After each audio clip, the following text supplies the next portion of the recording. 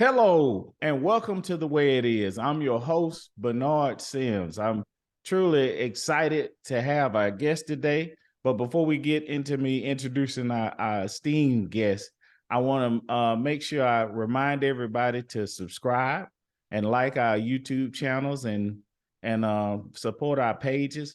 In order for us to create this content, we need your support and your interaction. So please, if you think it not robbery, just like, subscribe, and share our pages if you see something you like, so we can continue creating this content. But with no further ado, I don't want to waste too much time on other things, and because I had to reschedule this because I had a show with my daughters had a show with Ballet Ethnic Dance Company the other day, and my guest was so kind to allow me to reschedule and understood I had to take my daughters to a show they had at Ballet Ethnic, and part of the show was crowd participation. And so I got on the stage, and after about a minute and a half, I was like Bobby Brown with New Edition. I was out of breath up there. So I'm like Bobby Brown, I'm taking a break from dancing because I'm exhausted. But with no further ado, I want to introduce our esteemed guest, Brother Boyah J Farah. His writing has been featured in The Guardian, Harvard Transition, Grub Daily, and Truth Dig. He is the winner of Salon's Best Essay in 2017. His essays have also appeared in Harvard's Kennedy School Review, The Huffington Post, and many more. He's appeared on NPR, at Boston College, the Museum of Fine Arts, the Boston Book Festival, the Boston Poetry Festival, UMass Boston, and many other institutions and organizations. Boyah has a master's degree, and he is, in fact, a publicist's dream. That's what his bio says. Now, I'm going to have to check with him, make sure everything's accurate on there, because I have read somebody's bio, and they say, "That who you talking about?" But anyway, my personal connection with you, I don't know if you know this, is you were a finalist in the NAACP's Image Awards and for outstanding literary work as a debut author. And I was also nominated too. I wasn't a finalist, so I didn't even really tell anybody. I didn't make it to the finalists, but I was nominated. And so when I looked at the list of nominees and see, I always like to learn from other authors. And, this is not shade or hate, but sometimes in book writing, in the literary world, it's more about platform than it is about voices that amplify a struggle. And so when I saw your book, America Made Me a Black Man, I was so satisfied, because that's my concern, is that people amplify voices that elevate the condition of humanity. And brother, you did that with this work. So I won't go on and on, but how are you doing today? I appreciate the love. I'm doing wonderful, Bernard. I am happy to be here with you as well. When I was nominated, I was actually in Africa, teaching students basic English, and I was happy that I was nominated. And it's life is a joy. Yeah. It's a pleasure to be here today with you, and I love your book as well. I love your work. I love all the wonderful things you're doing. We need to write our stories. Yes. And we don't let other people determine who we are. We get to tell who we are. Right. And that's the reason why I wrote this book. It's to tell people who we really are. And that's incredible. Also, on another page of celebrating the literary victories, I noticed that you and I are finalists in different categories for the National Book Festival. I didn't know if you saw the show last night where you were like in the top 5 in biographies and memoirs, and I'm in the top 5. So we'll create a post together and share and get my people to vote for you. You vote for me. Hopefully we can win this thing together, brother. Yeah, indeed. Yeah. It's National Black Book Festival. That's a great thing that, both I get to see you and we able to work together as brothers. And I feel this, brother. I don't just use that term lightly because of the dynamics of in America, I'm sure you know, we're kind of tribal in a sense of like northern states, southern states. And so when you wrote your book from the perspective of a Black man in America from Boston, people like me from in the South are kind of like, man, he could have wrote that. I'm not sure you're from Somalia. I think you might be from the South or Statham, Georgia too, because you told my story. And that's why I was so pleased to see your voice amplified in that space. Thank you so much. And the sad thing is, it's really sad. And the sad thing is, I think Black people, us, those who came before me, should, shouldn't be struggling. Like, this is home. For an immigrant kid who came to this country, finding out the pain, the struggle, the sleepless nights, the stress, not belonging. There's sadness to it. There's really, really sadness to it. I know people say, I'm an American. Of course I can say I'm an American, but I want to say I'm an American. And I want America to celebrate us. That's what I want. You know what I mean? Like I've never seen a Black person, a brother, sister at work who's happy. I've never seen that. I've seen the ones that got used. Okay. That, when they see other family, they walk away because they know they're being used against their own. And that doesn't make you happy. You when you go to sleep, you think about those things. Right. You know what I mean? So, like you said, we're brothers. We really are. The struggle is real. It's undeniably real. And anybody who says that, the struggle is not real, they're not telling the truth. They're liars. Right. Well, before we get there to America, I'd like to start at the beginning to where your journey started with your IAO over in Somalia, growing up there. Could you share some things about growing up with your IAO and some of the things she taught you as being a star? Appreciate the question, Bernard. My Ayayo means my grandmother. She lived in the valley. The whole valley belongs to her. From the sun, from the when you look at the valley where the earth meets the ground, that belongs to you. And I was a good herder.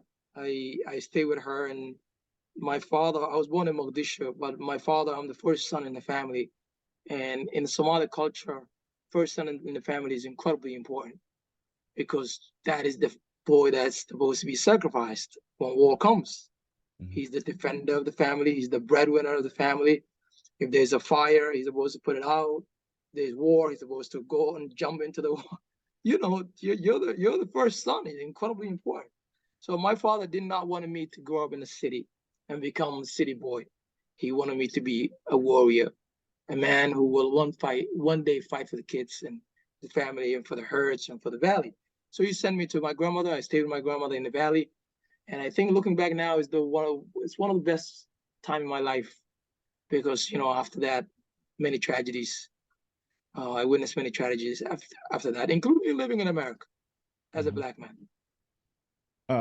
Yeah, but like I said, there's so many parallels. And again, you told our story from the rural South. But I don't know if you've ever lived here, but you talk about like the relationship with your father and words and Somalia and poetry and using your words. I'm gonna try this. Off Colette, como se raya? Say that again? Off Colette, como se raya? What is that? Off Colette, como se raya? Nobody is above you. Oh yeah. You say it. I know I messed that up. I'm from the South. We don't. Nobody above you. It's in Somalia, right? Right. Ofna kama sareo. Ofna kama sareo. Como se raya. Yeah. Basically the sun that beams over everyone. Mm-hmm. In the South, we don't pronounce nothing right. I just did my own audio book, and I got red flagged every time I tried to say Massachusetts. So we don't. So I'm not surprised I messed that up. But no, it's all good. You did a good job. I thought I'd give it a shot, but in English it means no one's above you. Like the first line of defense is words. for you, the first line of defense is to using your words effectively to protect yourself from others before you get to the physical being. So what words are incredibly important, and also words make you feel as if you're a whole again. For example, if your boy, the one you love the most, dies, and you're not supposed to cry, you're supposed to say, we came from God, and therefore we belong. We return to God, and you dig that grave and put in the person, and you use words to protect your soul, thinking that, hey, his brother was here with you. Now he's gone. He belongs to the earth. I'm gonna wait my time, and if something happened to him, I'm gonna go fight for him. You know what I mean? Like, you manipulate your mind with words, poetry, and that's how you can protect yourself until death. And then you can pass that to your children, and they can do the same thing until death. So words are very, very important in my nomadic culture. The valley, what protects the valley, the first line of defense, poetry. The first line of defense for me in the United States of America against racism, words. Yeah. And another connection that I had with your story is you talk about the name of the show is The Way It Is, which is from Tupac's Changes, which was from Bruce Hornsberry's song, The Way It Is. And so your connection with the I guess the hip hop culture when you got here and how you were riding and listening to Tupac, that connection to poetry is rooted from your home in Somalia. Yeah, I mean, as an African, because you are an African-born American. I'm an African. No, you're an American-born African. I'm an African-born American. Our experience might be, removed from each other in terms of distance, in terms of time, but we're brothers, and our opinion is the same. What Tupac was saying and how his bravery connected, the way he carried himself connected, everything about him connected. So, I thought he was a poetry behind the music. What he was doing is poetry. So I absolutely adore. And the day he died, I remember, I don't drink, I'm a Muslim. And we went to the beach, the first beach in America, called Revere Beach in Boston. And we poured liquor for the brother. Rest in peace, Tupac. Did a little poetry for him. Right. So I thought he was a poet, really. He was. Yeah. He was. And your work, it bridges a lot of gaps, because I had to be honest with you, and Africa is a big continent, and how America, we kind of like group the whole continent, and without understanding the different regions and different customs, we kind of like group, and you tear down a lot of those stereotypes that we have. I know you say it in the book, something like, I've been in America. And every time I'm looking at TV on America, there's an image of a naked African. And he said, I lived there my whole life, and I've never seen that part of Africa. So could you kind of like shine a light on that and bring us into what it's really like? Yeah, I mean, media is a very powerful tool, and it can lie to the people. It can brainwash people. The Africans in this hemisphere are lied to, so they can look at their brothers in Africa as nothing but naked Africans eating monkey. And the brothers in Africa are also lied to. So they can look at their brothers in America and look at them as prostitutes and thugs and, lazy people. Mm-hmm. But the reality is, my first teacher in America was Miss Parker. May she rest in peace. She was in charge of all the African-American kids. She gave me my first book, Malcolm X. I've loved that book until today. I actually look at Malcolm X as if he's my brother. Mm-hmm. His handsomeness, his bravery, the way he conducted his business, the way he looked at men in the eyes, the way he told the truth. He's forever my family. That story isn't told to the Africans in Africa. They take the worst from Africans in America and project it to Africa. Mm-hmm. And then they take what's worst. I mean, people that you've never seen in Africa, they go all the way to like the villages and then find out people who eat monkeys are naked. They take that and they say, This is Africa. Right. And that's criminal.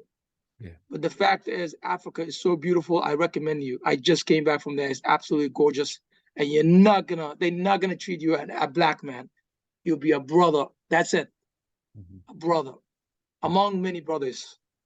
So there's nothing like all these shadowy image that we carry around going to the mall or at the job and watching, they're gonna fire you or not. None of that existed.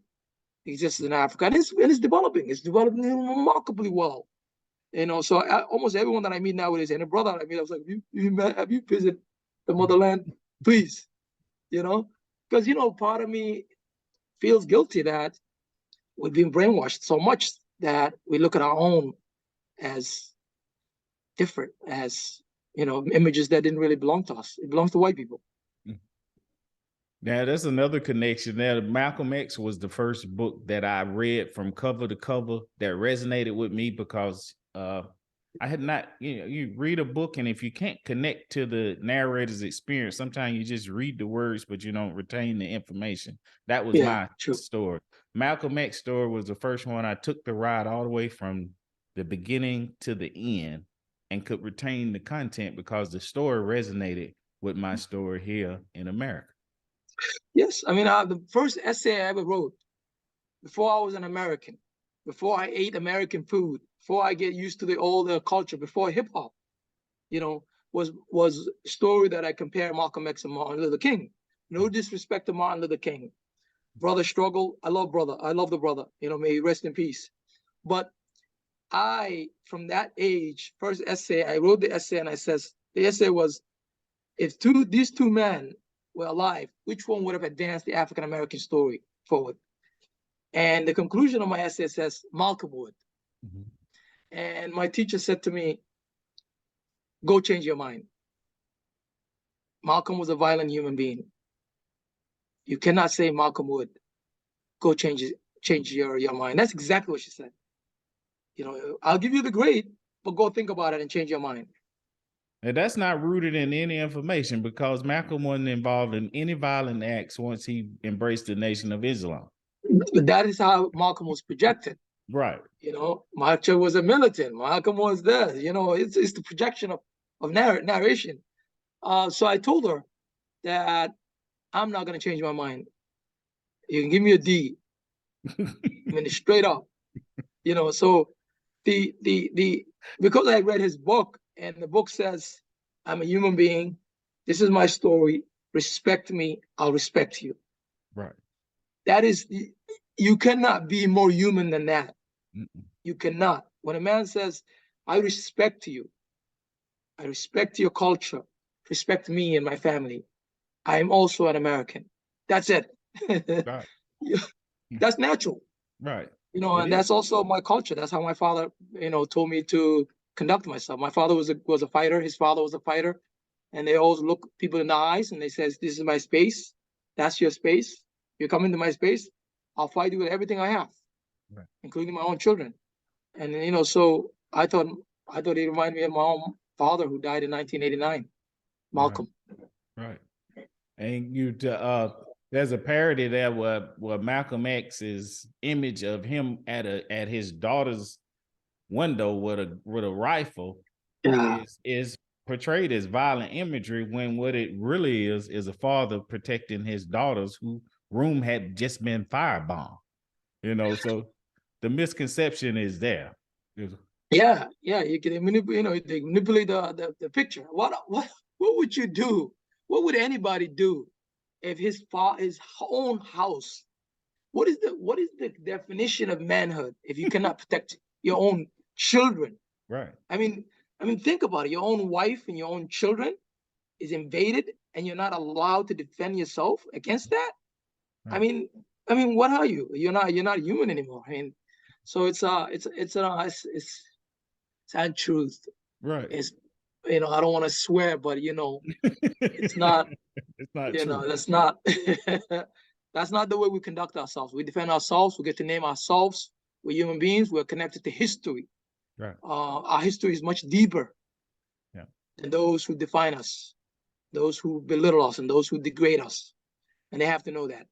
And yes, and even I was in a film with Voices of the Civil Rights uh before the memory fades, and I found out that even Martin Luther King Jr., you know, may rest in peace. Yesterday was what I won't call it an anniversary, but it was 55 years since he had been assassinated on April 4th, 1968.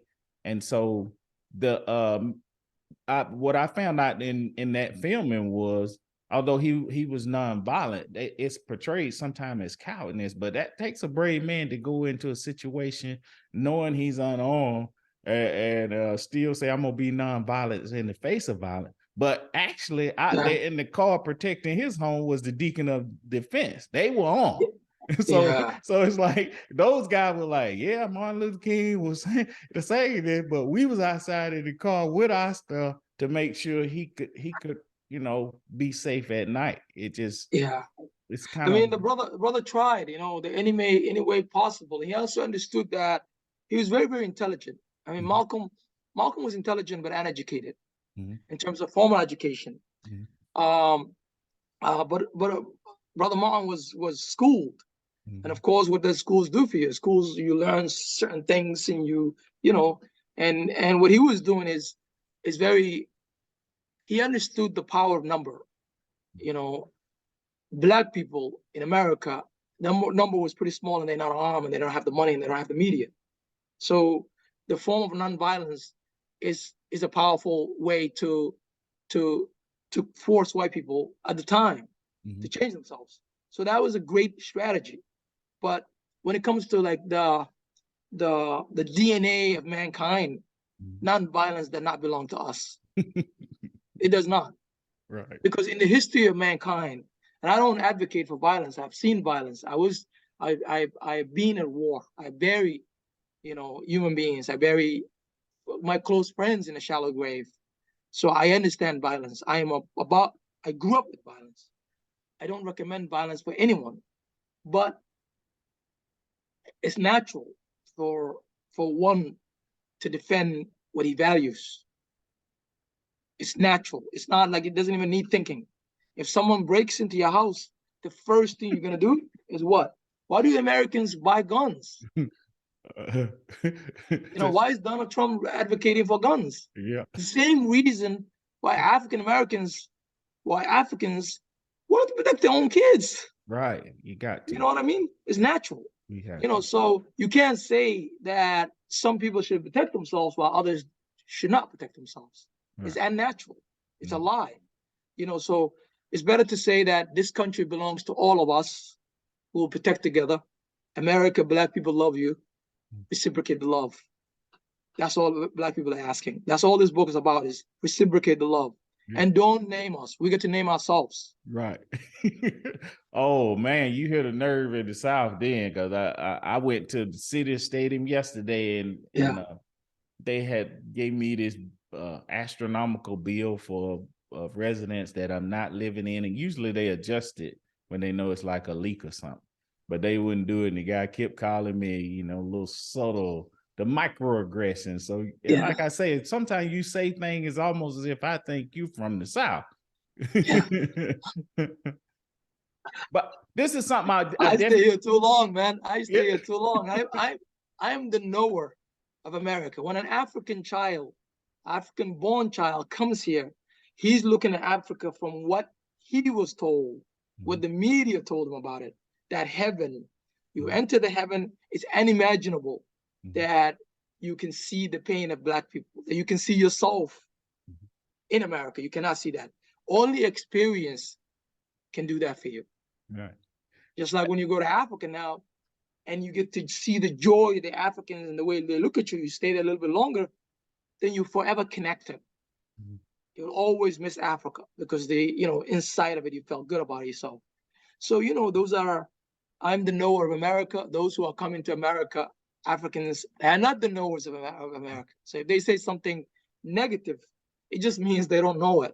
You're right. Just like when we say negative about Africa, we don't really know Africa because we're in America. You know, and America is pretty small in terms of like, you know, we don't really get out of our own spaces. Right. So we have to be careful how people think think about us and how we think about them, because there is a bridge. Right. This is, and you bridging that gap, because I noticed too in our conversation, it's like, and in reading your work, I noticed like people from different regions of Africa move here to the South, and then they see us as these docile people who've accepted their condition, and they like, hey, you know, they've seen America as this bright shining star. They've watched Coming to America. Hey, why don't you people go around this building? Why don't y'all go around there? And we were like, I don't know, them folks crazy around there. And then they rush around there, and then they come back. Why didn't you tell me? And I'm like, brother, I tried to tell you, in America, it's not this bright and shining star that you've seen on television. You know, you have to be careful in parts of the South. That is so true. I mean, there's a character named Derek. May he rest in peace. He died also. Derek and I, exactly what you just said, is he used to tell me that the destiny of the white man, I think I quoted him as well, is in the hands of white people. And I never accepted that. It was unimaginable for me to even think about that. But what he was saying, in a way, I saw it before he died. We seen it together. You know, they messed with us psychologically, you know, by firing us, by belittling us, by giving us a demotion, by giving us, I mean, literally every single day, him and I fought together at work, trying to keep our own job. And this was not the first job. We had other jobs that we struggled with. So we were trying to hold on to this job, you know. So, you know, everything that I told him and everything he told me, that bridge now is not, there's no longer bridge. You know, I bridged that. That his information basically telling me, man, be careful, man. These people, they will humble you. And it's true. The system will humble you. Because it humbled me. But I'll tell you one thing. Africa is so beautiful and so big. The opportunity is so right. You don't get to stay one spot. You know, we are an American, yes, but we belong to Africa as well. And Africa is developing incredibly fast. And everything that you have, plus freedom, plus joy, plus the awakening of the spirit, the protection of the spirit, you get all of that in one package by going to Ghana or Nairobi or whatever in South Africa. You know what I mean? You need that. And that's probably why a lot of celebrities are going there now. I'm sorry if I... Oh, yeah, no. I just wanted to say that how I Yeah. protected myself from all this. Yeah. You're giving us a perspective that most of us have never had. I've never been there, but I have to go before I leave this space, because to me, you know, there's this connection that you bridge the gap for that dialogue and conversation, and that internal thing to happen, this pride that disconnection is on purpose. Right. It has to be dismantled. Right. I know also in your transition to writing, I want to quote Paul Laurence Dunbar poem he wrote, "We wear the mask of our tortured soul." And it's through the revelation of writing, I have this connection with you, that I found that our tortured souls can, through writing and through our pen, can turn us from tortured souls into transformational soldiers. And you made a reference to that in your book. I want to read this excerpt later in the book that connects to that resonates in my spirit. But I want to find out more about your writing process. I kind of know the story, but I want the audience to hear what got you to start using your pen to amplify our stories. I mean, I used to, for 13 years, I actually protected Black people in the highest order. At my previous job, there were a lot of kids, African-American kids. And what I really found out is I was the only one in the space where I was working at, and everybody else was white. And initially, I was really innocent. And innocent, when I be innocent, is I graduated from college, got a job, They messed with me. I left that job, and then another job, and they messed with me. I got another job, and then I found a job that I absolutely love, helping, kids. And this job, I found out a lot of things that was happening to those who look like me. And remember, I'm the only one who's Black in this space. The people that were serving are also the people that look like Black people, is the reason why they put me in the space. But at the same time, they would deny them what they are entitled to. And my father told me to protect my soul, protect my spirit. And if I do harm to the living, then I will decay inside. That hurt will one day eat me away. So to protect my being, my spirit, is to do the right thing. So I went to my boss and I told her, this kid who's entitled to everything is denied. And she said to me, you're handsome, you're this, you're really not Black. That's exactly what she told me. And she said, you also have to consider promotion. You have to consider that you're going to grow. But if you don't do this, then you're looking at, basically, we're going to destroy you. Mm-hmm. In that subtle, peaceful, like they package it right. I don't know if I'm saying it right. Yeah, I get it. Yeah, and basically, she told me, don't touch it. That kid is not entitled. But the rules and regulations with that, which I know, I have a master's degree, I read everything. Mm-hmm. The kid is entitled to his thing. Right. The only way the kid is being denied is because he's Black. Right. That's it.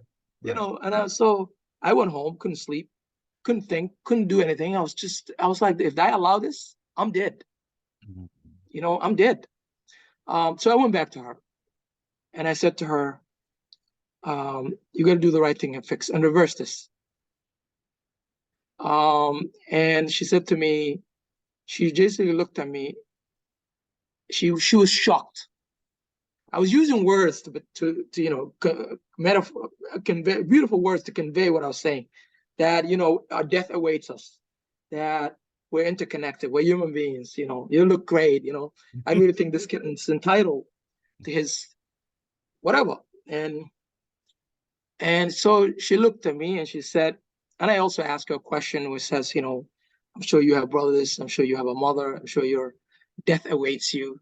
Mm-hmm. I'm sure that one day we'll regret what we do today. A very poetic way. Right. She reversed it and kicked me out of her office. And so I begin to use my words to reverse all. And then the kids start telling each other, and they still all coming to me. All the Black kids used to come to me. And I used to reverse everything. But what I was doing is I was basically jeopardizing my career. That was it. My job stagnated, my salary flat, everything was getting destroyed. And then I see that I begin to get mean emails from various different white individuals within the institution, the company. And then I start using my words to emails. Mm-hmm. And as you know, white people don't like emails. They don't like to document things. They like to use words to that's the truth. Yeah. And then I found out that even though they were trying to get rid of me right away, they couldn't do it because of my emails. And so when they called me to HR, I just told them, here's the email. Mm-hmm. I sent an email. This is it. And I thought those emails was protecting me. And so I'm like, okay, I'm going to write. I'm gonna email everything. I go to the bathroom and come back, and she complains verbally. I sent her email. I was in the bathroom. It took me 3 minutes to get there. 4 minutes in the toilet. I came out. I'm here now. Right. At lunch, I left exactly this time, and I came back this time. I sent an email. Everything about my life is documented at work. It's a very sad way to live, to work. That's when I discover writing as a powerful tool. Another time I discovered writing as a powerful tool is I went to a friend of mine's house, white lady, very, very, very rich. And I was on time because I learned to be on time from Malcolm's book. Mm-hmm. So I was in front of her house 30 minutes before my time.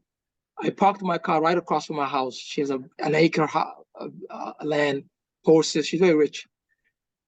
I saw neighborhoods taking picture of my vehicle, the license plate had been taken, photographed, and then they photographing me in the car, sitting inside a Honda Civic and reading a book.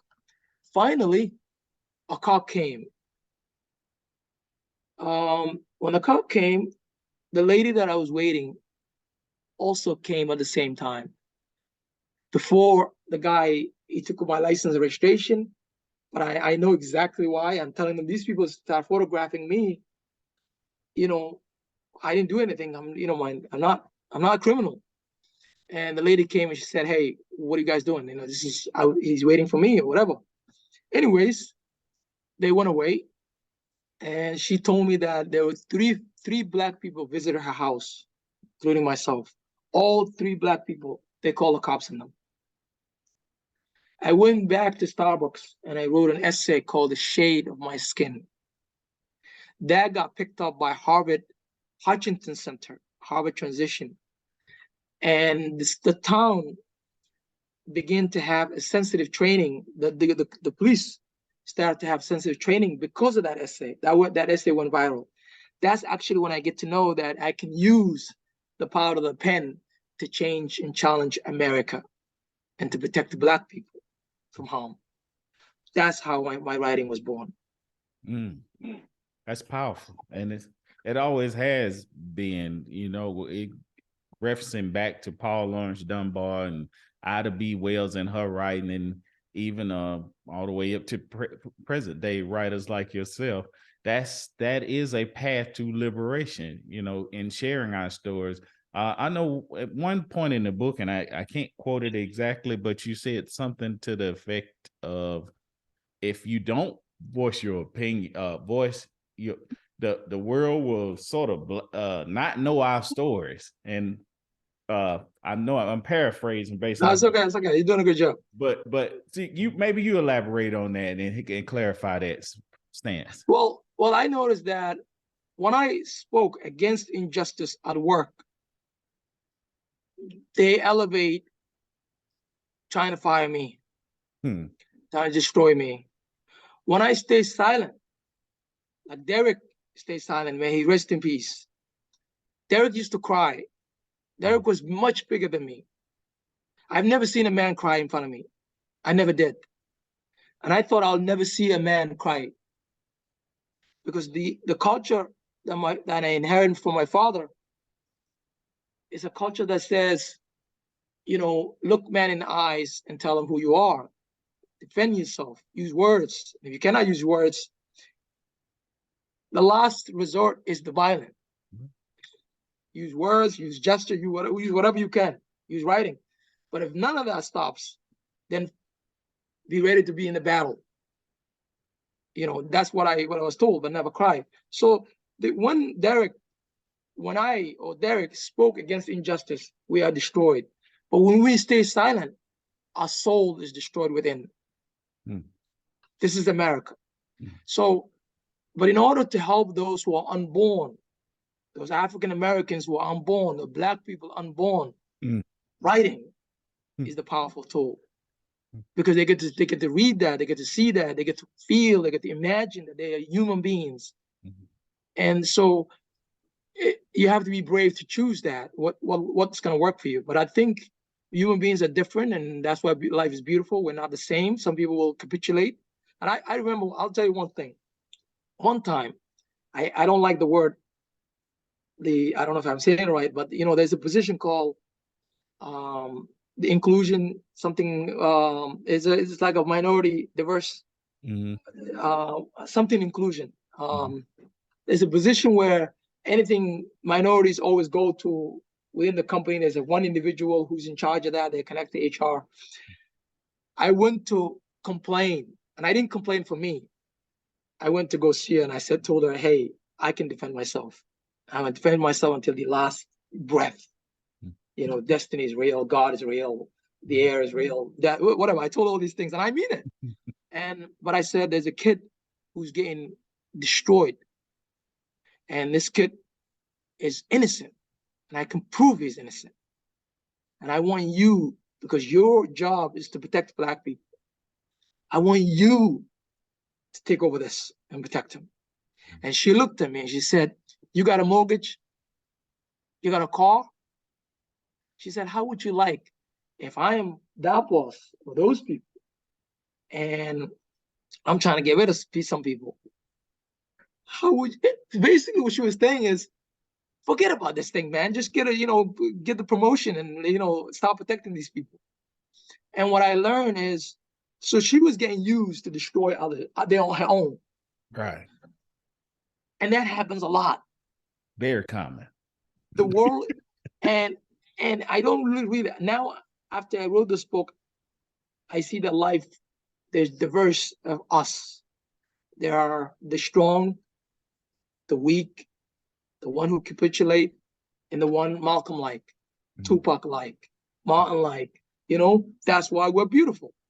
Now I get it. But at the time I didn't understand. I was like, what the hell? So I know you asked me a question about it, right?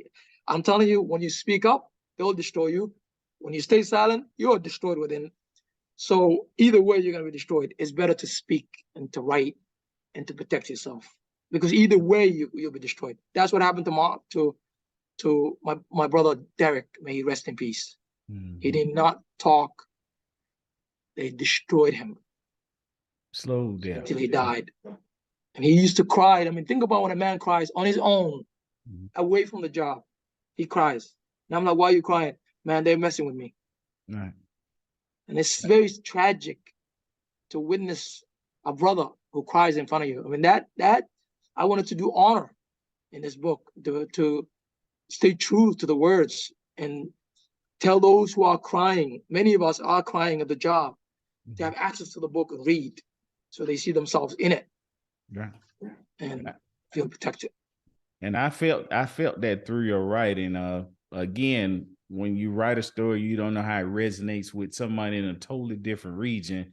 And I mean, I witnessed horrors that you witness in America, in the South, on a daily basis. I give you an example. I know this is your interview, but I give you an example. I was discriminated against. Please do. I want to hear from you. A golf course in Wanda where they would not send me a membership during the pandemic.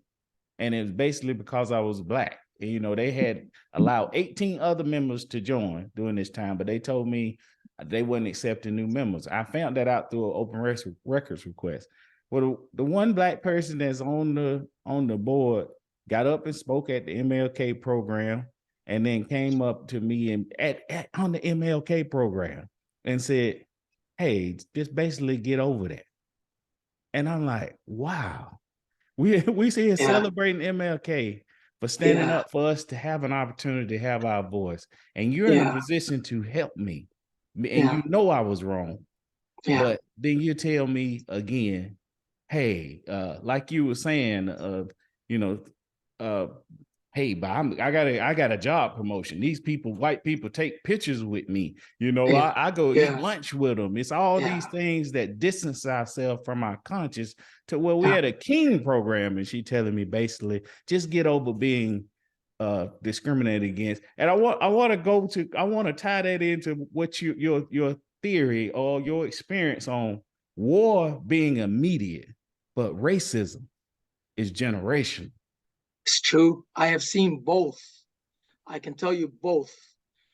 And when I was 14 years old, we were in a battle, an intense battle. Catastrophic battle. I mean, me and Omar. Our war starts right exactly where we were, and we knew the war was going to start. We were hugging each other, basically saying goodbye. I know you're going to die. You know I'm going to die. I'll see you in the galaxy of the dead. That's exactly what we're telling each other. And looking at each other in the eyes, you cannot cry. Crying does not belong to us.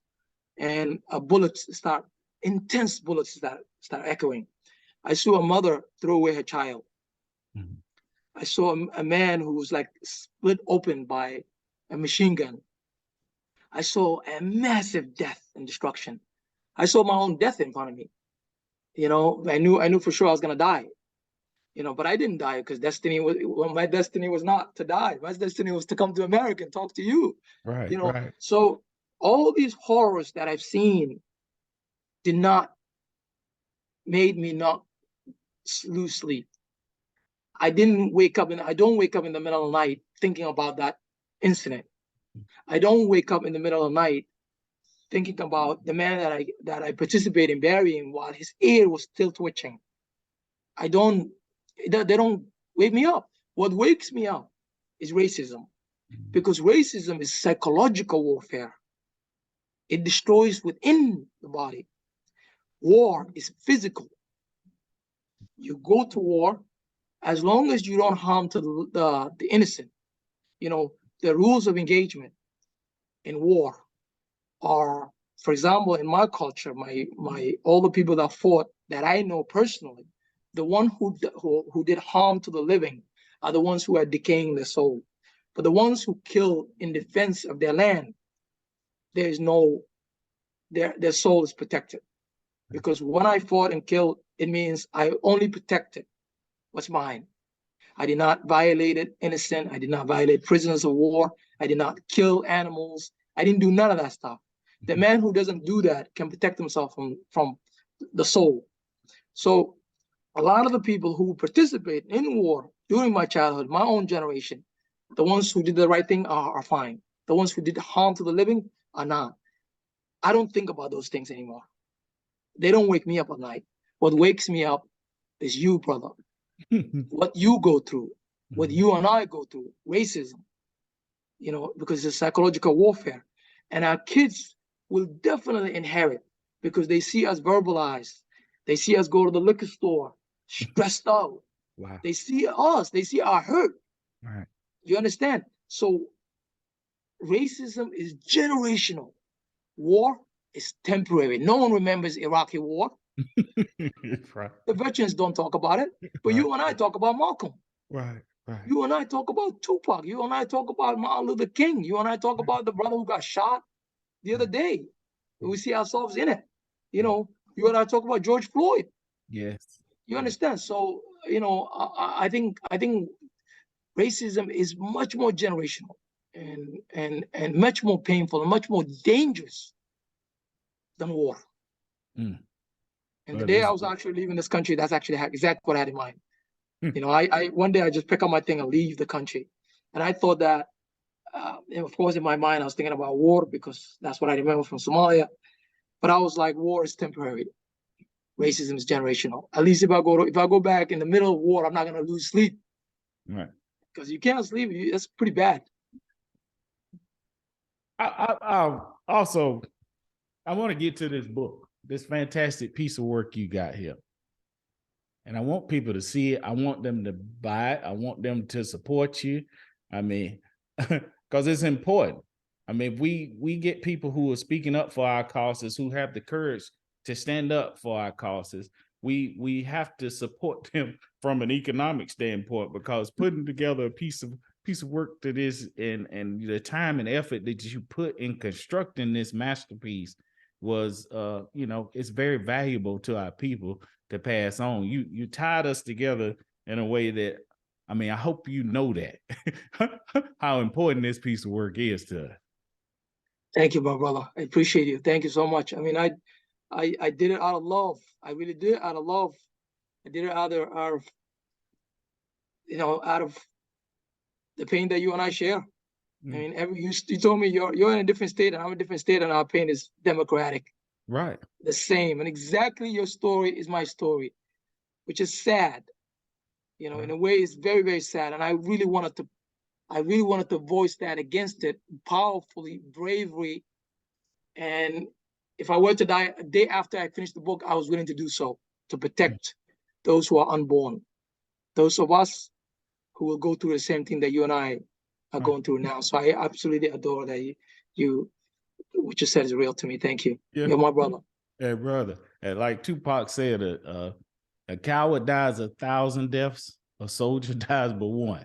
And so that's you true. And people who have that's the courage true. to put together pieces of work like this don't have to worry about at that least is true. dying but once. That is true, because bullet is one. I mean, I sometimes pray for the kids who died my age, who died in the war. And, we're all going to die one day. Some of us died in America, Right. in a very humiliating way. So in a way, I think about their lives and say, is my life worth when I compare my life to their life? It's still life, still going to end one time or the other. And I'm not advocating war, but I want us to love, value freedom, and look people in the eyes and tell our own story. I'm going to take your book to Africa and share, with the kids that I teach in Africa. And hopefully we can do another interview while I have your book I really will. I really will. Anytime. And I'm going to read your book, and maybe we can talk about your book next time. I appreciate you, man. I arrived. The book arrived, I guess. Good thing. Malcolm is being honored. Miss Parker is being honored. Derek is being honored. Tupac is being honored. A lot of those people who influenced my writings, hip hop, are being honored as well, because I love hip hop from the 90s. So thank you so much. And hey, you started off with James Baldwin, and it says, "As long as you think you're white, I'm going to be forced to think I'm black." That's true. That is true, because when I came here, I was a tribe. I belong to a set of tribe who would die for me. If anything happens to me, I can get 100 men with their guns. I don't even have to give them guns. That will fight for me and revenge for me, take revenge for my blood. And then I come to America, and they call you a black man. Okay, but then it has to take you time because remember, I've never thought of myself as black, because everyone is black in Africa, So you and I, they force us to be black, not just the black, but the negative connotation, all the stuff that they put on us for 400 years is part of that. So once they construct to you that this is who you are, stay in your space. They own you. That's what that means. That's what brother was talking about, Baldwin. He's very, very intelligent human beings. They force us to be black. Of course, they also white, and that's big two tribes in America. And in America, I know there are some Africans who says they're not black. In America, you are black. You're a black man in America. You cannot escape. Your brother, we're brothers here. In Africa, we might belong to a tribe. But in America, we are black people. Right. And you will be treated as black at the job, while driving black, while going to a mall black. Everything about your life in America is black. But sometimes you want to escape from that. So I would recommend escape to Africa. And Africa is not jungle. Everything you have in America, you'll have it in Africa. Highly advanced now. So that's my little. I tell nowadays, out of the guilt of my soul, I tell almost every brother, man, let's go to Africa, man. Stop it. And until we can go to Africa, get this book. And it really,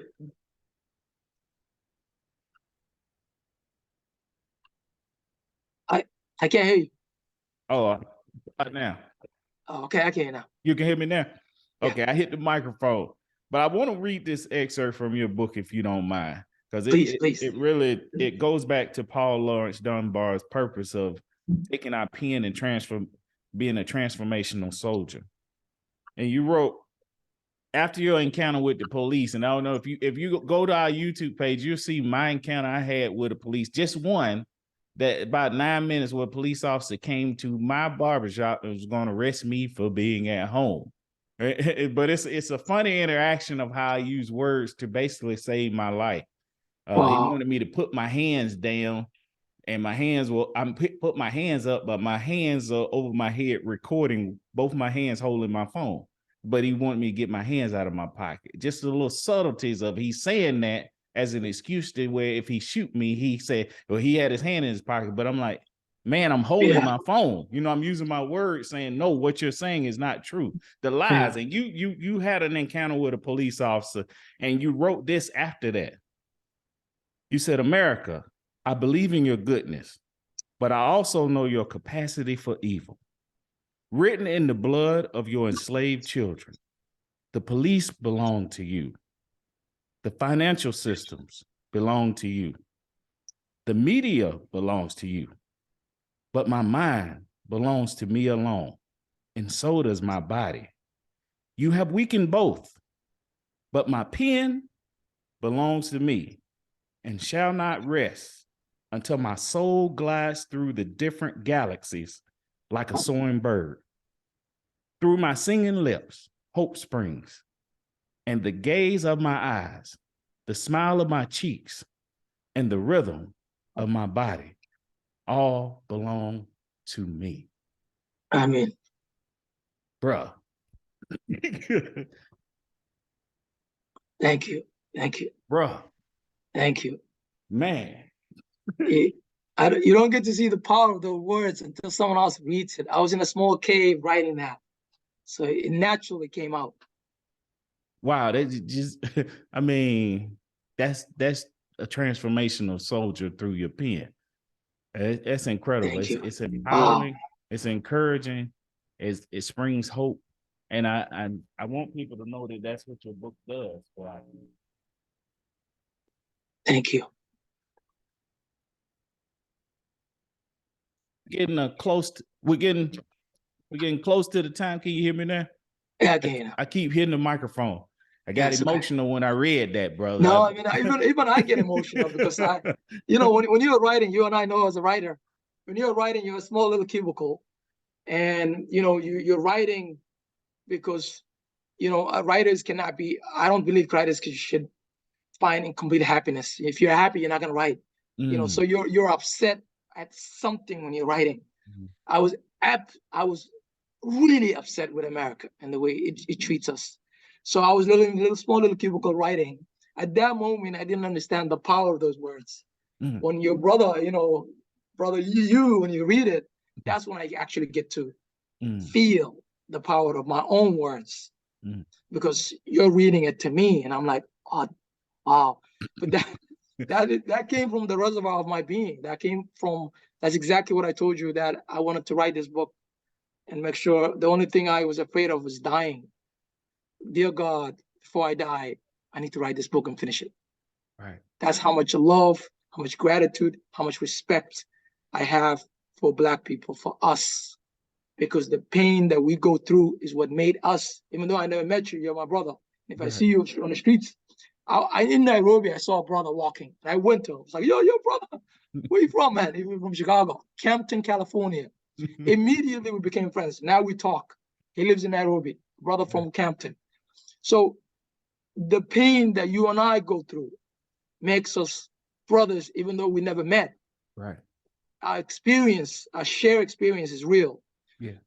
I am sure 100% everything you wrote in that book belongs to me, most of it. And everything I wrote from this book belongs to you. It does. That's power. It's power. It is. So thank you for reading that. Thank you. And tell us how we can stay connected with you and how we can get the book, or how you prefer us get the book. One day I'm gonna get you I might have to order another one from a different site to get you to sign one and date it for me. But I understand. I'll wait, but I'll get it. I definitely gonna get it. But how can people stay connected with you?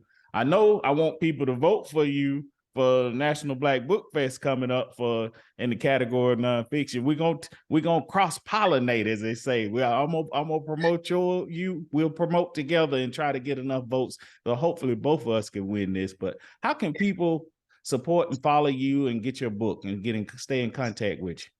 Thank you, my brother. Basically I'm on Instagram, Boyah J Farah. I'm on LinkedIn, same thing, Boyah J Farah. The book, I just got TikTok, which is crazy. I've never had a TikTok before. I never even know it existed.